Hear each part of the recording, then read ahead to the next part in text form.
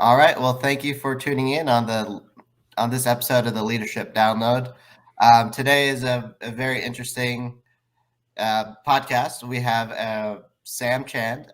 So Sam Chand, if you haven't heard about him, he is a renowned world speaker on leadership. He's an author of many great leadership books.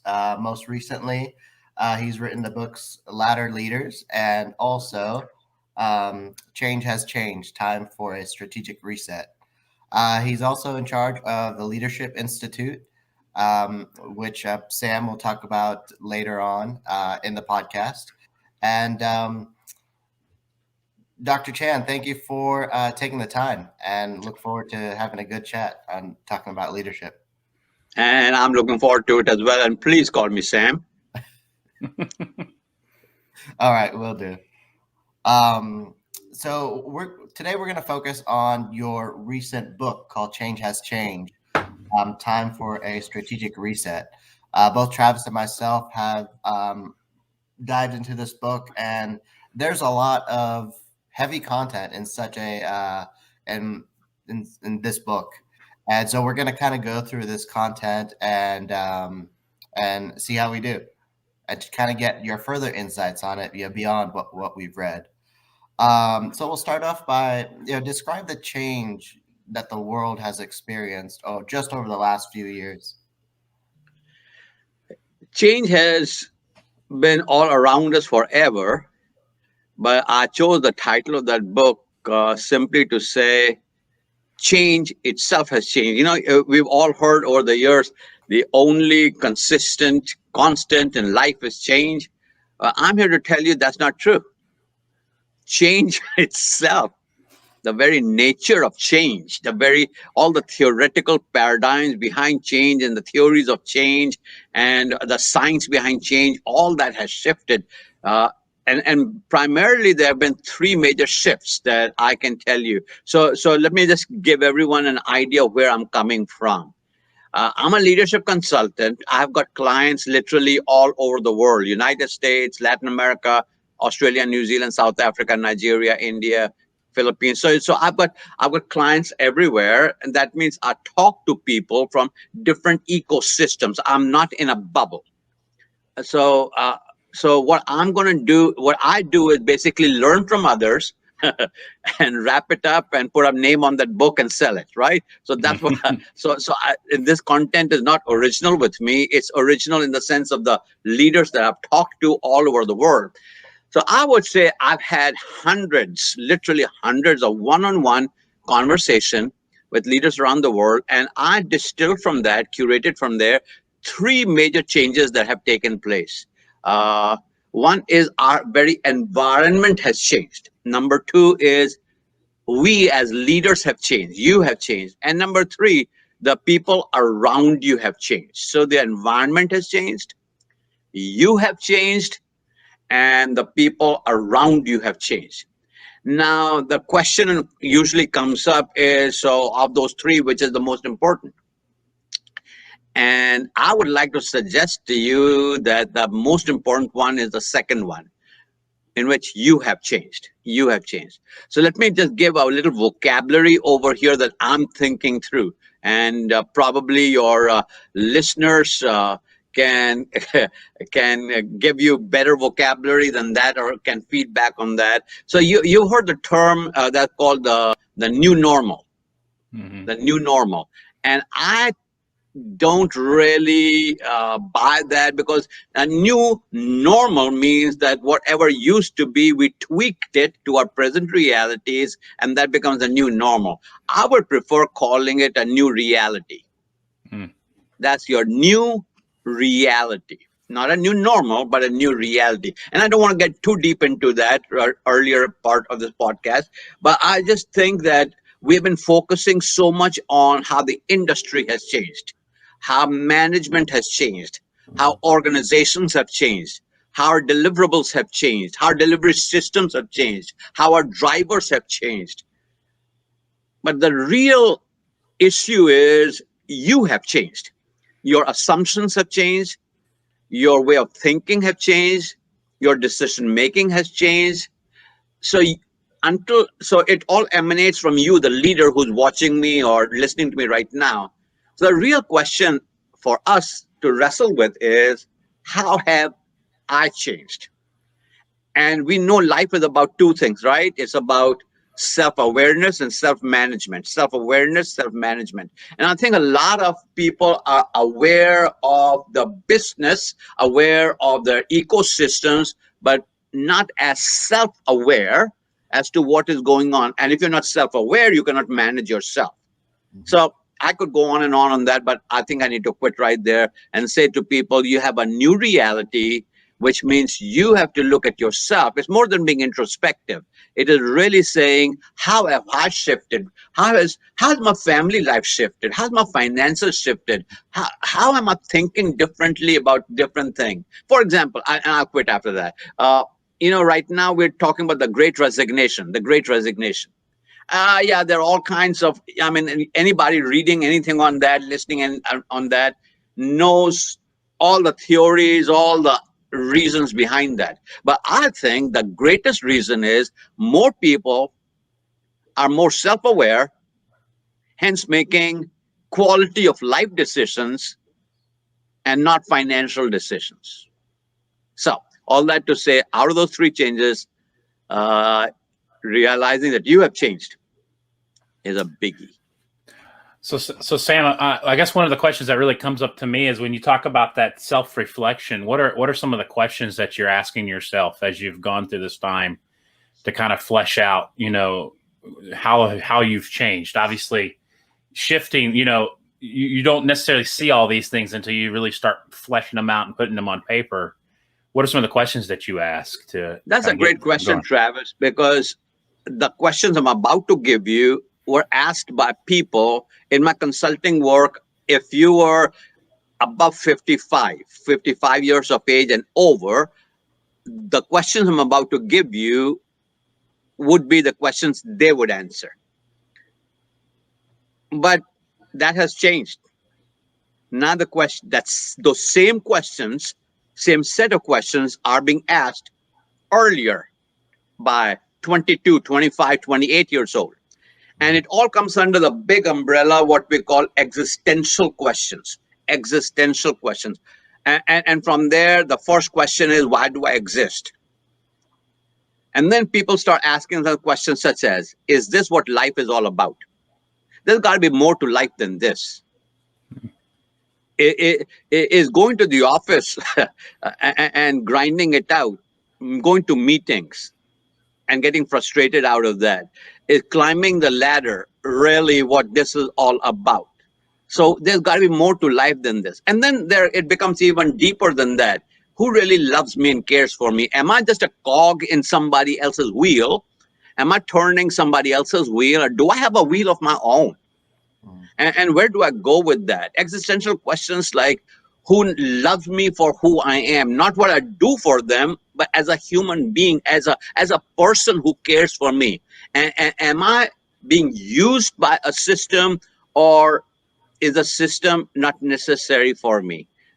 Do I really need all the toys? Do I need all the clothes and all the shoes and all the cars and all the houses? And do I need a mega mansion, or can I live in a smaller house and downsize my way of living?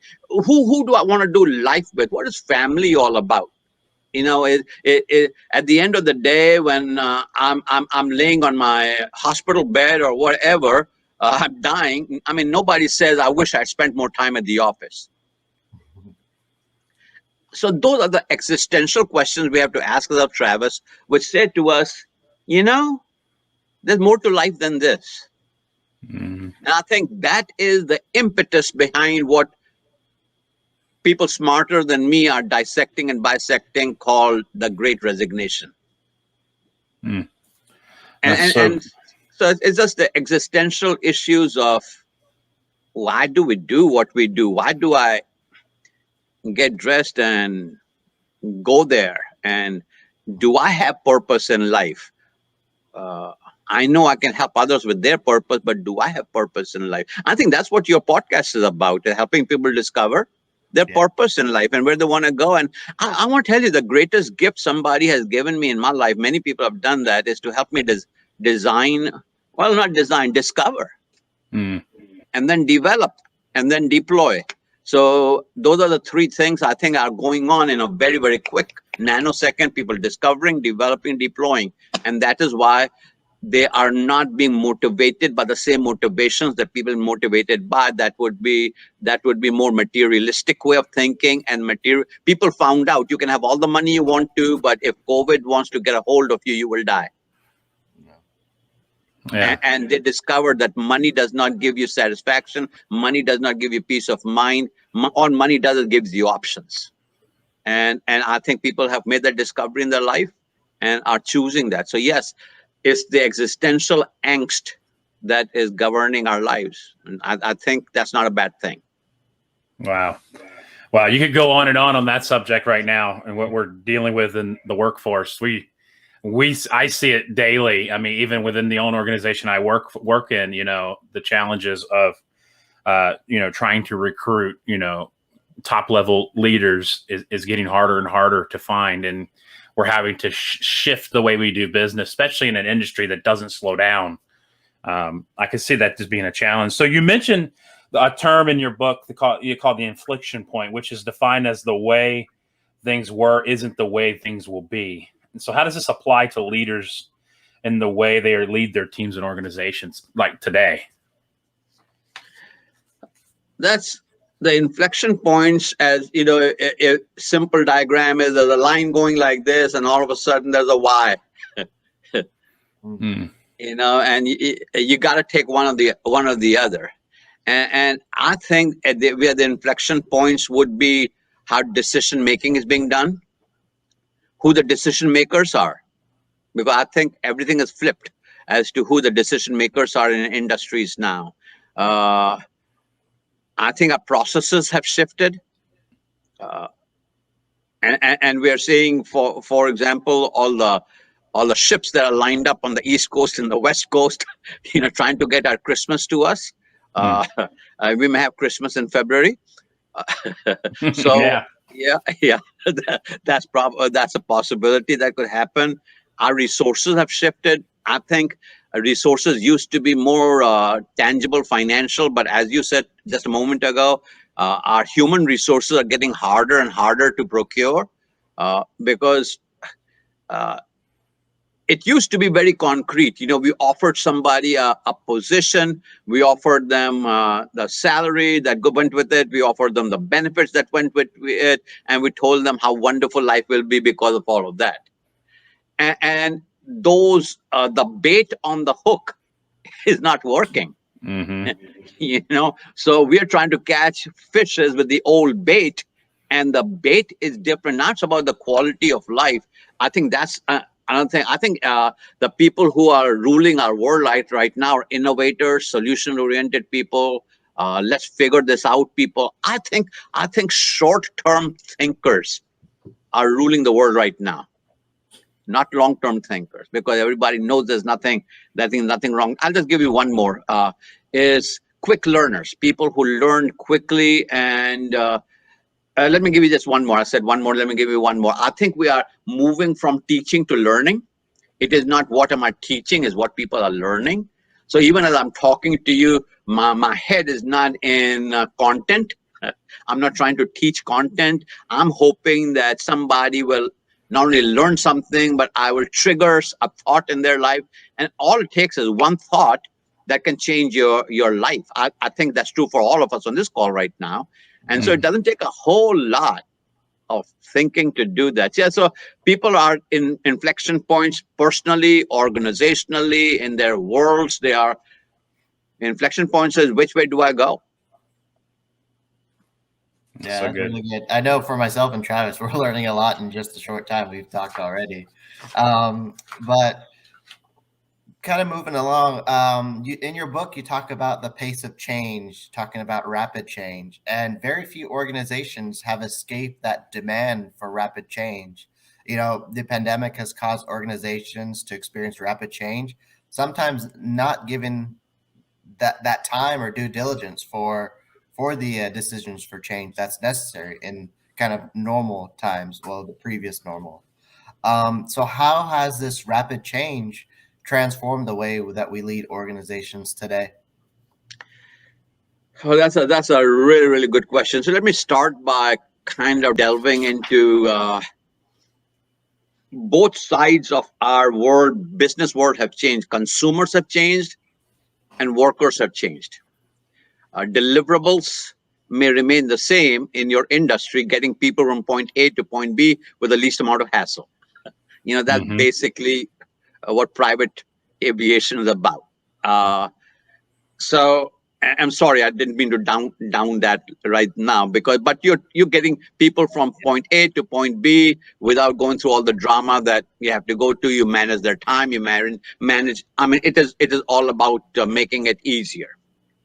So, but your consumer, not only has your consumer shifted, but your delivery systems have shifted. Mhm. And the drivers of those delivery systems have shifted. So consumers have shifted and workers have shifted. And it's that awkward dance. And now if you can, for those brief moments, put them together, I think that works. But it is becoming more and more difficult. So the way I would like to probably wrap up this question is, in my mind, that the difference between preparation and planning, two different. So let me give you really an airport example.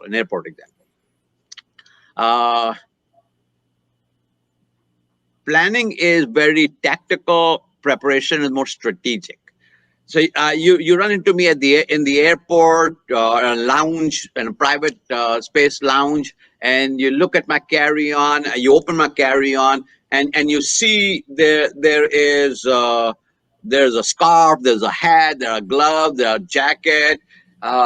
There's long johns and thermal underwear. So you may not know where I'm going, but I'm going to some place that is cold.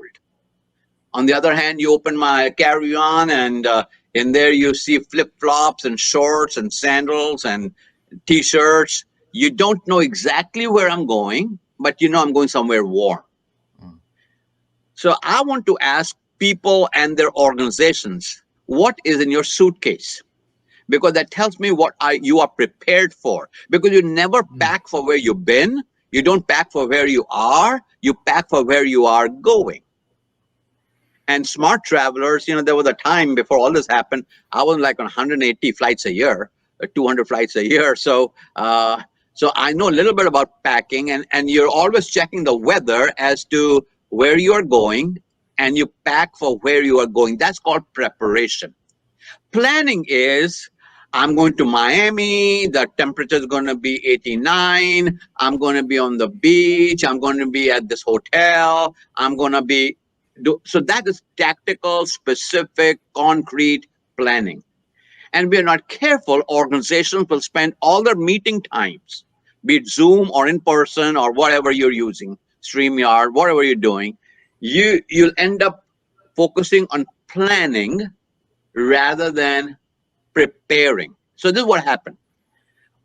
Companies all over the world planned for coming back, but didn't prepare for the changes that have taken place. Didn't prepare for your workers, the employees, the team members who left you in March of 2020 are not the same people who are coming back. They are not thinking the same way. They are not acting the same way. They're not deciding the same way. They may look the same with a little bit more weight on them. Maybe they look the same with a little bit this, that, the other. But on the outside, they may look the same. But the same people who left you are not coming back. So they planned for social distancing, and they planned for masking, and they planned for vaccinations, and they planned for this, that, the other. They planned for technology, but they didn't prepare for what I call the soft side of leadership, which is the people side of leadership. Mm-hmm. Hence, it seems like management has become tone deaf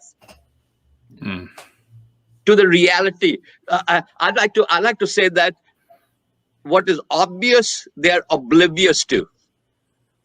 So what's obvious to the workforce seems like executive leadership is oblivious to. So there's obvious and oblivious. If you and I are sitting together having a meal, and I have a piece of a bread, hanging out in my beard over here, it's obvious to you, but I'm oblivious to it unless you tell me, hey, Sam, you got some bread over there. And I had to flick it off then. And I think that's what's going on right now. The challenge between obvious and oblivious. So all that to say that we as people, we as organizations, profit and non-profit, doesn't matter who you are, we have to spend more time preparing than planning, more in the abstract than the concrete. Wow, that's pure gold right there. So moving along, you talk a lot about people change in your book. You said the urgency of change in the pandemic has flipped the organizational chart upside down. What do you mean by that? Oh, that became so very, very interesting. People who were never in the executive rooms, decision making, became deciders. For example, your graphics people, your media people, your technology people. These people were never in the executive decision making suites. I mean, they were way down the totem pole, and didn't have a title of anything. So some vice president, some executive director, whatever their title is, would get the marching orders in their executive rooms, and they would then try to get it down to to the people down there and say, this is what we're going to do, and this is when we need it from. What happened after that was a total disruption of that whole thing. I'm going to say something that will be pejorative, but don't mean to. I'm saying it for effect. So I just want to say that the peons of the company, the invisible people of the company, the people who didn't get the corner office with 3 windows, people who worked in cubicles, stared at computers, people you never talked to before. You didn't even know their name. Now you're saying hello to them. Now you're inviting them to the meeting so your decision makers became obsolete. And these are the people who start telling you, no, we can't do that. Yes, we can do that. And this is how we're going to do that. And this is when you're going to do this. And here's the platform you're going to use for this. No, we can't do that. But this is how we're going to do that. You got your marching orders. So it was like you had your shelves full of product, but there were other people telling you what you're going to do with the stuff on the shelves. And I think that's just one example of how the whole organizational structure has flipped. Back to the Great Resignation right now. Who's in the driver's seat? Not the CEO. CEO is not in the driver's seat. Now, the CEO can get in the driver's seat if the CEO becomes empathetic, compassionate, understanding. If the CEO could gather cadres or small groups of people and say, if you wanted to work here and we could create the ideal situation for you, what would that be? And not try to make decisions, just sit there and take notes. Just sit there and take notes. Just go on a learning tour, a listening tour. It shouldn't take you more than a week to do that. And then come back into your chambers and say, this is what I'm hearing in my office environment as what people would consider value. It's the Peter Drucker question. What do people consider value and how do we deliver that? Mm-hmm. But so CEOs have not realized they have changed, and they're still coming down from the top down. It's not going to work anymore. It's like, I don't need your job. Go jump wherever. And I'm going to do what I want to do. And I'm saying to CEOs, every CEO that I'm working with, every executive director, every lead leader that I'm working with, I'm saying to them, hey, listen, can I ask you to take 3 days, 5 days and go on a learning tour, listening tour, get into groups of no more than 8 or 9 people, no more than that. Because after that, it becomes like a large group meeting, 8, 9 people, and ask them one simple question. If I could get you to keep working here and keep doing what you are doing, how do we need to organize ourselves for you to deliver on that? Just listen to them. You don't have to sit there, make a decision, take notes, and then take all those notes into your room and then say, this is what our people are telling us. Because if you value your people, you listen to your people. If you value your people, you know that they're not stupid. They're bringing wisdom to you. In my book, Ladder Leaders, I talk about how you can be the best ladder climber. That means the visionary. You can have the best ladder, which means the vision. but those who are holding your ladder, those who are answering your phones, who are doing your technology, those who are making the thing work are the ones who are going to make you go higher. So I think we have to rethink human beings. We're not looking at automatons now. We're looking at feeling people who are dealing with the aftermath of great loss and great grief that is unrequited and needs somewhere to go. Wow. Well, all right. We're going to wrap it up here for part one. Sam, before we go for part one, do you want to talk a little about your newest book? Absolutely. So my newest book is, can I hold it up? Yeah. Change Has Changed. And all my books come out in Spanish as well. I can't really pronounce that. I don't speak a C, and nada is about as far as I can get. So Change Has Changed, which simply says to us, it's time for strategic reset. And some of the things that we're talking about are in this book. It's a quick read. So again, I had to change. I used to write those 24-page books, but I realized reading has shifted, and listening has shifted, and watching has shifted. So there was a time we could have done a 40-minute podcast, but now you are breaking down to 20, simply because we understand who we're dealing with. And the same book is available in Spanish as well. So Change Has Changed, and I'm sure you will tell people how to get that. Yeah, for sure. Well, thank you so much, Sam. I know it's been a really good hearing, all the different leadership ideas and things that you've been talking about from your book, and look forward to continuing the discussion in part two. So I'm looking forward to it as well. Thank you. Mm-hmm. Thank you. Thanks, Sam. All right. You want to roll right into part two? Let's keep rolling. All right. Do you want to do the intro again, Cameron? You can do the intro. All right. You asked the first question, though. Okay. All right. Hey, guys, and welcome back to another edition of the Leadership Download. We're continuing our conversation here with Dr. Sam Chan on his latest book, Change Has Changed. We're not going to waste any time. We're going to jump right in. Cameron, take it away. Yeah, so thank you, Sam. Thank you for being a part of this podcast, and I know the folks have enjoyed part one. And so moving into your latest book, Change Has Changed, there was a quote in the book that really stood out when we're kind of diving into this book, talking about process for change. Someone told you, Sam, right now, I'm trying to change the fan belt on my car while I'm driving, showing the highway at full speed.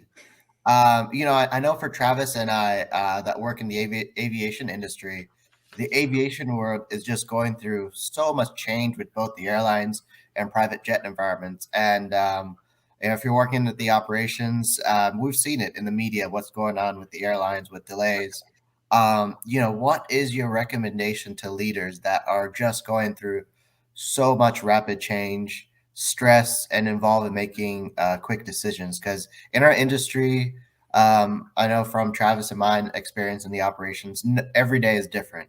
You don't know what to expect. And operating in this fashion is not sustainable for leaders.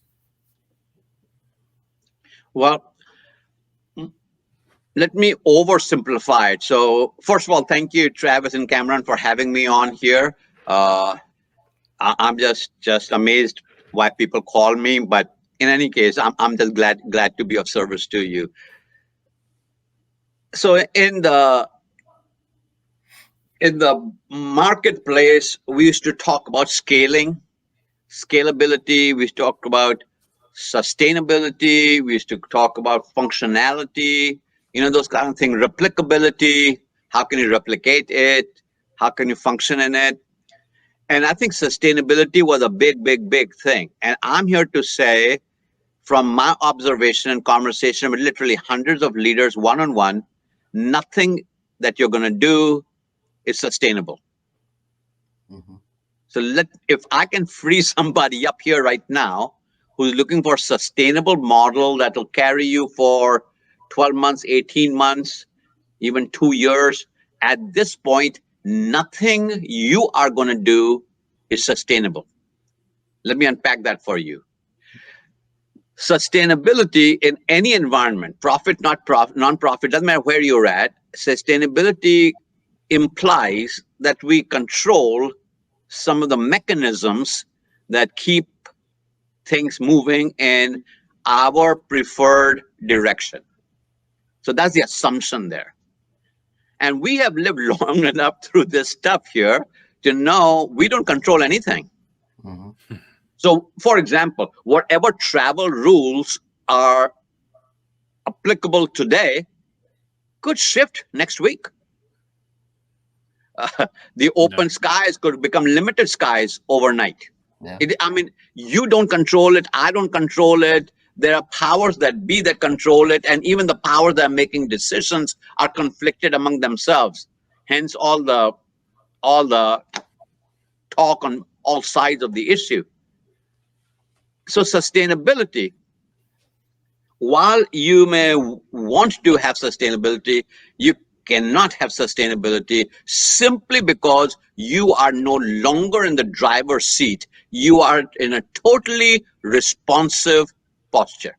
Give you a homegrown example. Have you ever been riding in the car with somebody? So you're in the passenger side and they are driving the car, and you're on the highway and the driver is coming up on a car in front of them, and you think they're going to crash, and your foot starts putting the brake on your side of the car, and your side brakes. Your foot is responding to what your eyes are seeing, but there's nothing to press against. Mm-hmm. Absolutely. And your side, the brakes on your side do not work. And that's exactly what's going on right now. The accelerator is not working on your side. The brakes are not working on your side. The gear shifts are not working on your side. Somebody else's, that's not a word, but other people are in the driver's seat, and we are totally in responsive posture to them. So sustainability has gone out. So because that is what we had yearned for, we have another muscle in our head that we have rarely used. And that is what I call short-term decision making. Now, every CEO, every executive director, every manager, every leader listening to me right now is already pushing back on that notion of short-term decision making.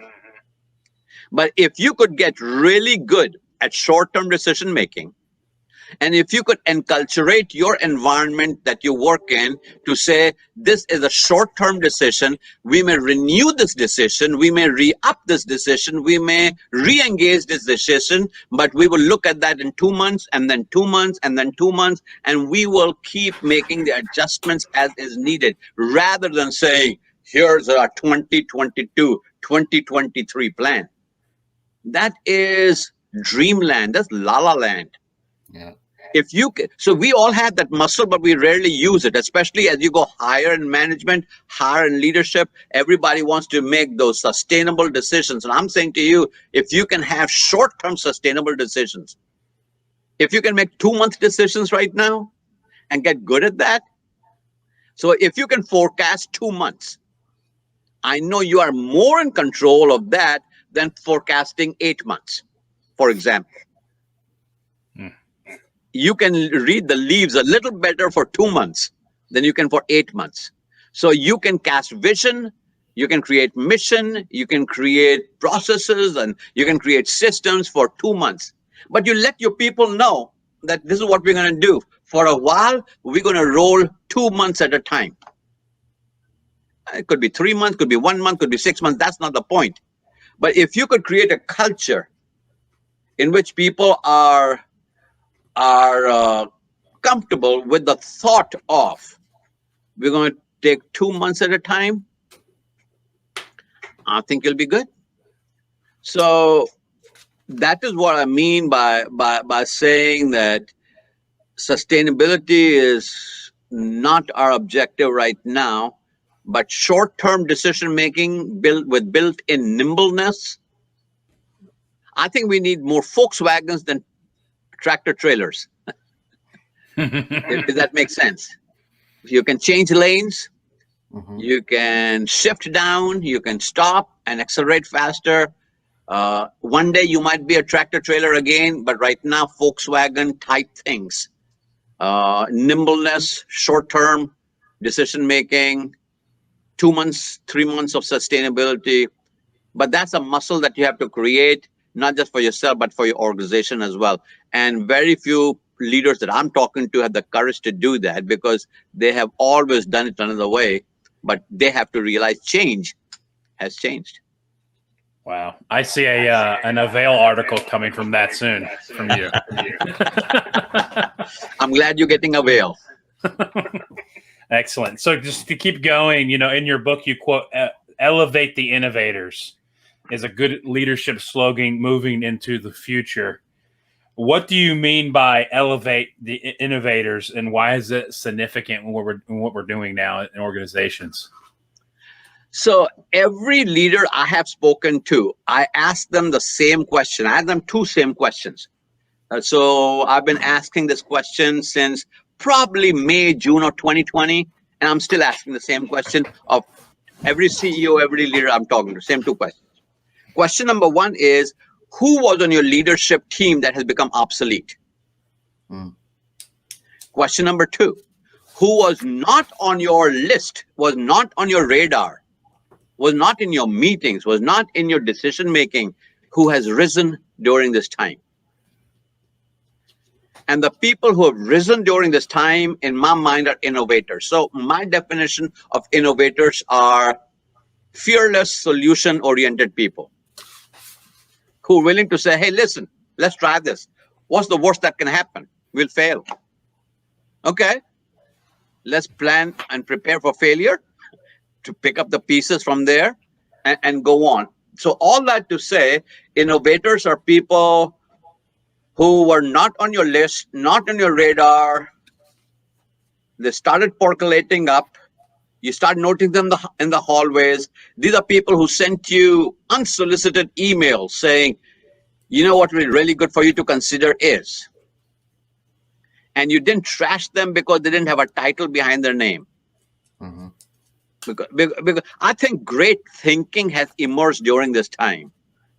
If high-level leaders, executive leaders, CEOs, executive directors have the bandwidth to value people not based on their title, their education, their experience, their place on the totem pole and the hierarchy of the structure, but realize some of the best things will come from ladder holders in your life.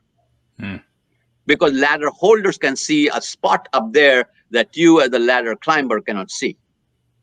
And I'm looking for somebody to make the oblivious obvious. And so titles have gone by the wayside, education gone by the wayside, certification gone by the wayside. It's whoever can help me fix this thing here. If you're on a flight and somebody's having a heart attack, there's first to say, is there a doctor on the flight? Well, there's no doctor. Is there a nurse on the flight? No nurse on the flight. And this person says, I'm not a doctor or a nurse, but I'm a receptionist in the doctor's office. We'll take you. Yeah. You see what I'm talking about? And I think once you get desperate enough, you can receive help from anybody. It does not matter. And that's what I mean by innovators, people who have showed up, risen on your list that were not on your list, and valuing them. I think that's the biggest shift that's happened is who you value for what. Wow. I don't think a worker would be resigning if they felt valued. Mm-hmm. Value is the new currency. Value is the new currency. Yeah, that's so good. In your book, you also talk about using a pencil. For myself, I don't like using pencils. I'm a pen person. But your concept that you define on using a pencil is so difficult for leaders to do because we're so used to certainty. But the last 2 years, there's been a lot of uncertainty, and I'm one that's very uncomfortable when there's great uncertainty. And I know a lot of leaders are facing this is they want to keep things the way they are because they don't know what the future holds. They don't know there could be another variant or economic downturn or whatever that might be. And how do leaders gain the confidence to use that pencil instead of using a pen? First of all, you realize the pen is not working. If you have a pen and you run out of whatever ink is in it, you put it aside. Yeah. And then you take whatever instrument is available to you to write. So first of all, you have to come to a conclusion saying what we're doing is not working. And everyone's heard the same thing about insanity, keep doing the same things, and you're going to keep getting the same results. Mm-hmm. Pencil basically says, just what I said in the previous question, short-term thinking, short-term planning, short-term decision-making. And Cameron, Travis, and everybody listening to me, I want to say to you anecdotically, I've been doing what I do for 35 years. I've traveled pretty much all over the world, talked to some crazy good leaders, and I have concluded the highest level of leadership is leading in ambiguity. Highest level of leadership is leading in ambiguity.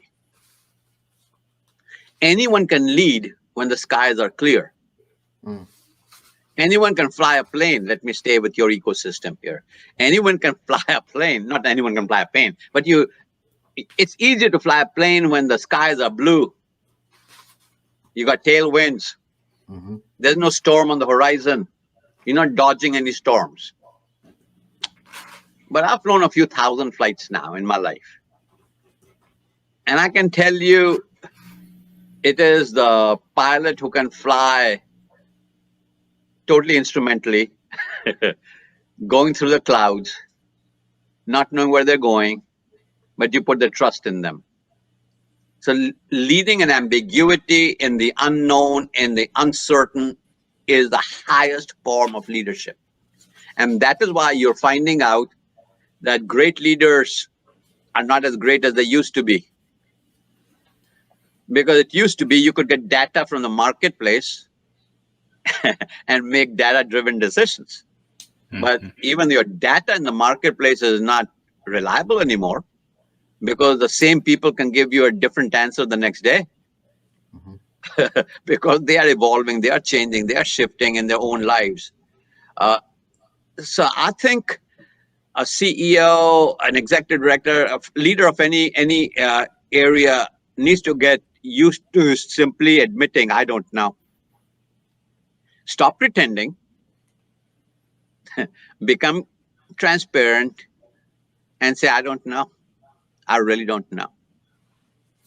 And because we don't know, when you say, I don't know, it humanizes you. It empathizes with the person. You're closer to the other person because the other person's saying, I don't know either. And now both of you saying, I don't know. And searching for certainty in a time of uncertainty is like sitting on an apple tree wishing for oranges. You're going to get apples right now. You're going to get apples for a long time. I'm not a futurist, but I can tell you that uncertainty is going to be our friend for a long time. And you might as well become cousins with them, understand the science and the art of uncertainty, get yourself into that zone. Stop searching for leading with total knowledge and database. And that is why you got to listen to people. Just listen to people and ask people, what do you think the future is for our industry? Let me use another low-level example. If you were improving a shovel that digs holes, if you're improving a shovel, where would you get the best advice? From the PhD on the 18th floor in the R&D, research and development department, an engineer? Or just stop by, pull over to the side of the road, talk to this dude who digs ditches for a living with a shovel and say, hey man, here's $100 bill.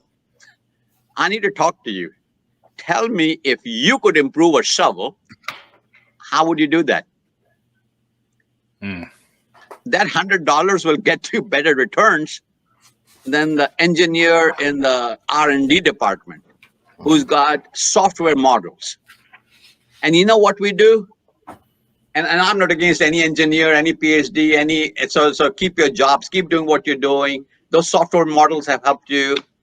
But I'm the opinion, at this point, we just need to pull over and talk to our people and say, hey, man, if we could improve the shovel, if we could improve your environment, if we could improve your work life balance, if we could improve your quality of life, what would that be?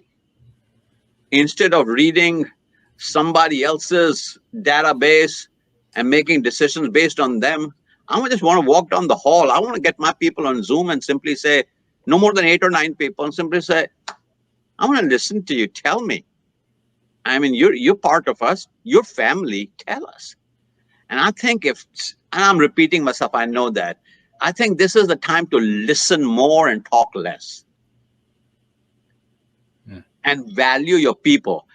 The ditch digger, who is the lowest paid person in your organization, has amazing information for you that you need to mine and utilize it in your company. That's so good. So good. Thank you. Thank you so much, man. It's like drinking from a fire hydrant. I appreciate that so much. I do have a bonus question that I think I was thinking about this last night, and we've been talking about change, and we've been talking about all the challenges and the shifting that's happened. And me and Cameron, and I know you as well, Sam, was people of faith, and this challenge has not been the church has not been immune from this. And I know I have quite a few people, and Cameron do as well, who are pastors and church leaders.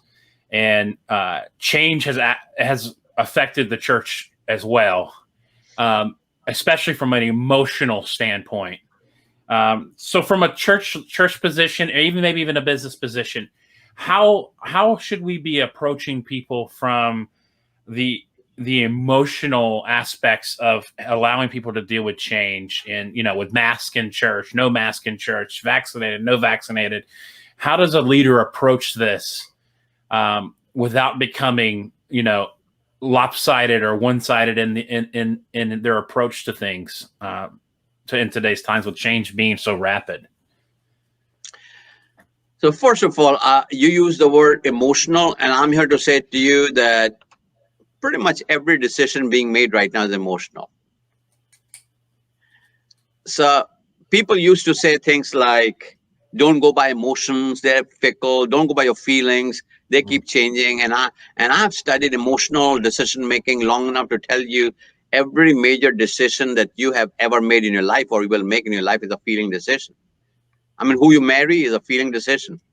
The house that you buy is a feeling decision. The car that you drive is a feeling decision. The clothes that you wear, the clothes that you buy are feeling decisions. Every major decision you're going to ever make in your life or ever have made in your life are feeling decisions. So our world is not, what's the word I'm looking for, academic in its decision making. It is very emotional in its decision making. And emotions are very rife. So when leaders try to explain things in a rational way, in a logical way, in a sequential way to people, they are totally tone deaf. It's like you broadcasting on AM while everyone is tuned into FM. Your frequencies are totally off. So in the church world, for example, if you are pro, con, vaccines, masks, whatever it might be, and you people are not listening to you rationally. They are listening to you emotionally. So I think where we are in the journey now, we are kind of past that a little bit in churches. I think the message that needs to go out again and again is, if you're comfortable, just come. If you want to keep a mask on, keep a mask on. If you don't feel like mask, don't wear a mask. We welcome you. And not because as soon as you take sides, it creates another emotional cycle altogether. Like he does not get it, she does not get it. They're against us.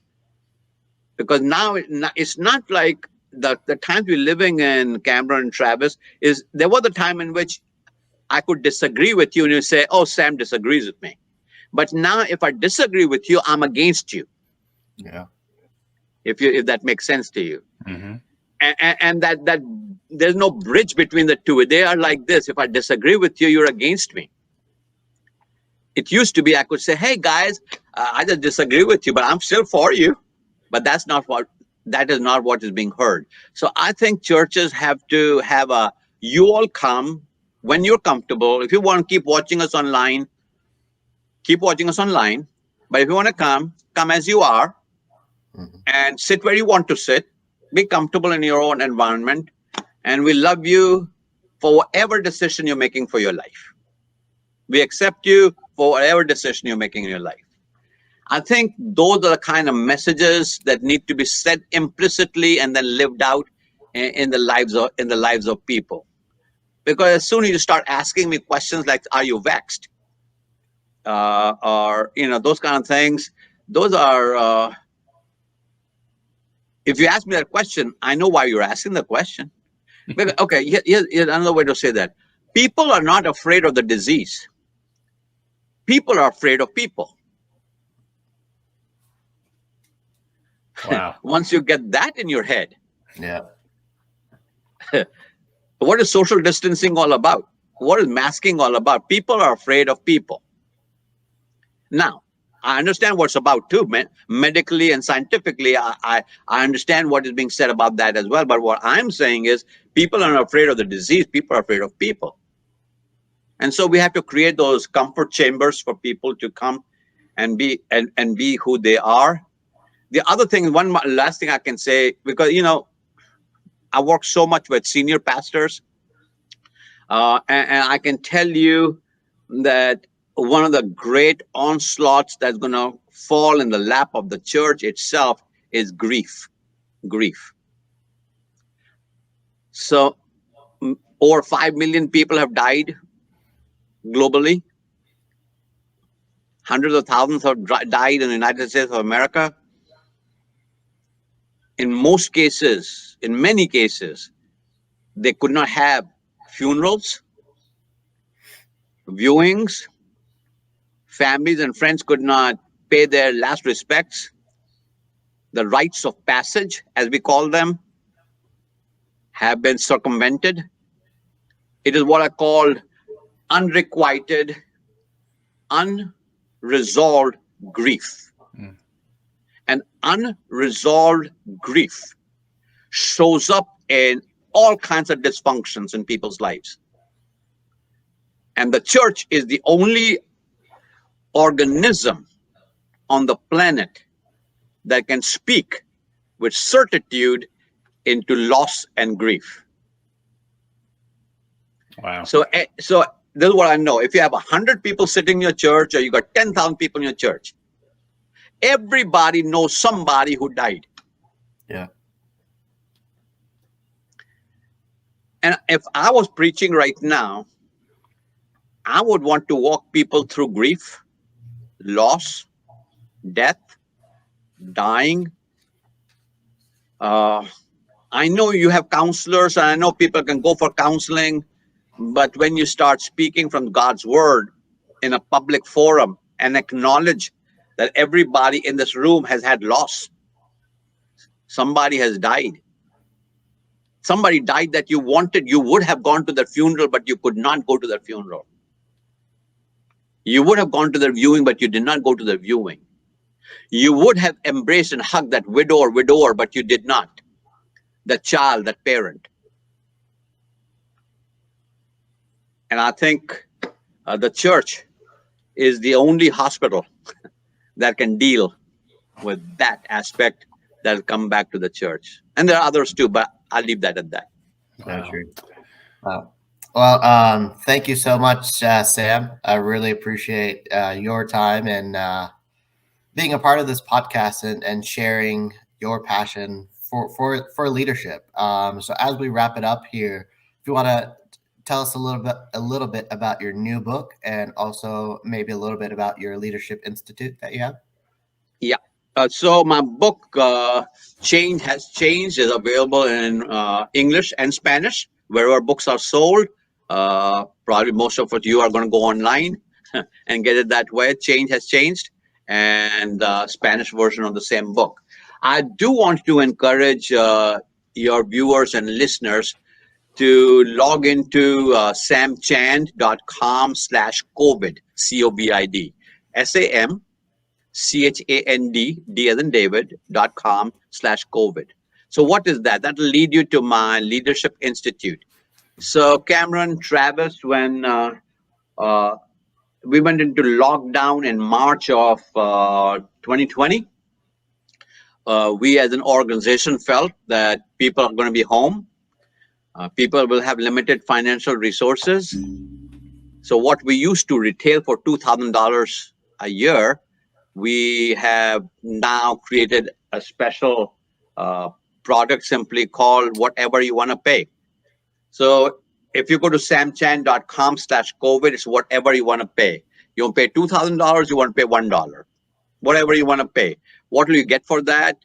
You'll get 12 of my books. One book a month is a 12-month program. You'll get one book a month. You're going to get 3 videos that teach that book a month.